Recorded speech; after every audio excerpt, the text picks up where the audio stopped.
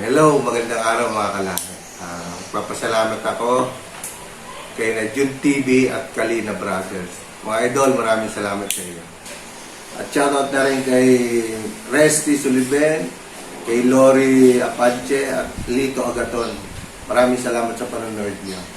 Pinili kasi ako yung angle grinder stand ito. Kasi takot akong gamitin ng pag nagkakat ako ng bakal. Natakot ako na yung pag ganyan. Kaya nakapansin nyo pag nagpuputol ako tabi-tabi niya. So nakakita ko nito sa Shopee, binili ko. So try natin assemble kung okay ba at saka magkakatay mamaya.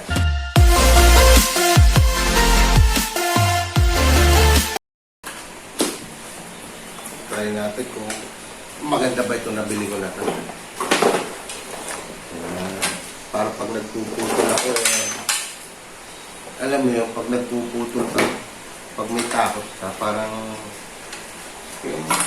di ba pag takot ka sa aso, parang urong-sulong ka. Parang ganun ito eh. Pag magkahat ka, parang takot na takot ka. So sana malaking tulong ito pag puputol ka. Assemble na lang ako.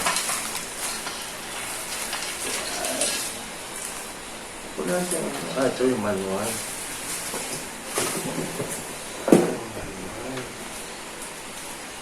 Paano sabihin?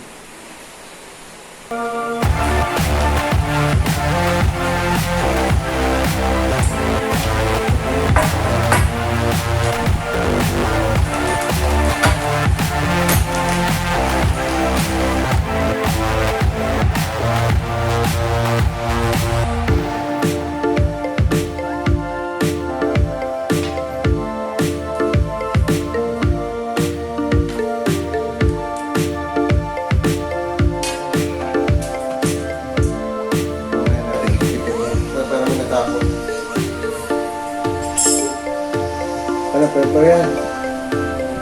Wala, hindi na kinuha na niya. Uy! Uy! Ano? Ang sana! Ano naman?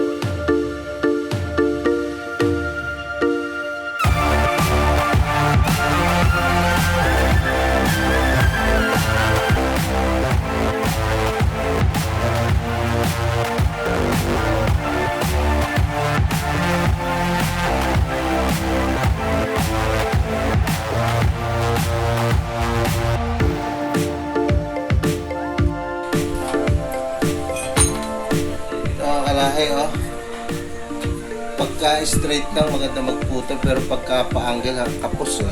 Wala na, hindi na siya ma-adjust. Hanggang dyan na lang siya. Hindi siya makat ng diretso. Pang straight lang. Pero pwede na rin. Makagawa ko ito lang. Ano ko siya. Gagawin ko lang. Medyo mahaba. Para ma-adjust. So, hanggang dito na lang mga kalahi. Bye-bye!